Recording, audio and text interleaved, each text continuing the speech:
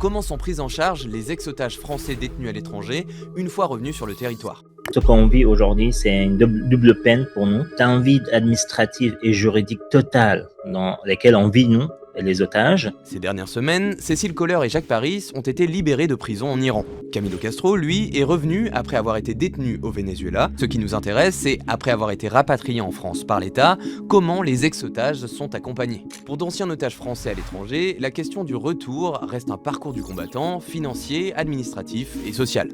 Bon, déjà, comment ça se passe pour eux au niveau financier? Les victimes de prise d'otages qui ont subi des dommages corporels peuvent être remboursées de leurs frais de santé, notamment grâce à la protection universelle maladie, la PUMA.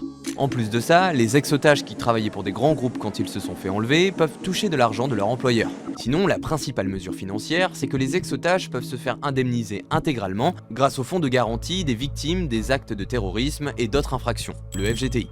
C'est un organisme privé, il est financé par la taxe attentat, c'est-à-dire 6,5 € qui sont prélevés si vous souscrivez à un contrat d'assurance de biens comme votre assurance habitation par exemple. Ce fonds est chargé d'indemniser toutes les victimes d'actes terroristes commis en France ainsi que les Français victimes à l'étranger. La quantité d'argent allouée à un ex-otage est choisie en fonction de plusieurs critères.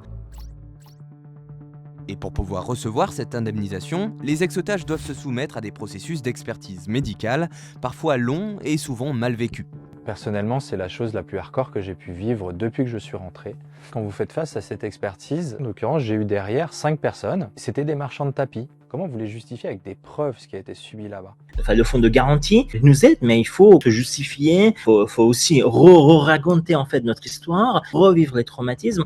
On a contacté le FGTI et il reconnaît que le temps de la procédure d'indemnisation peut être long pour s'adapter au temps des soins et il précise verser autant de provisions financières que nécessaire en attendant un résultat final. En revanche, malgré nos demandes, impossible de savoir le montant moyen que peut toucher un ex-otage, vu que, selon le FGTI toujours, c'est une procédure qui est entièrement individualisée. Mais l'argent ne répare pas tout. Au niveau administratif et social, il n'y a pas de suivi spécifique ni de dispositif d'aide de la part de l'État.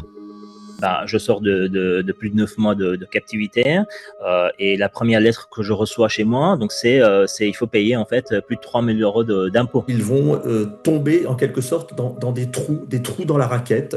France Travail ne va pas leur verser d'allocation d'assurance chômage car ils n'ont pas précédemment été affiliés à l'assurance chômage. Et pour cause, l'administration fiscale va demander à d'anciens otages pourquoi ils n'ont pas effectué de déclaration fiscale au cours des années précédentes. Auprès de France Info, l'État lui-même reconnaît que cela peut être un casse-tête pour les anciens otages d'accéder à leurs droits, mais pour l'instant, aucune solution concrète n'a été apportée.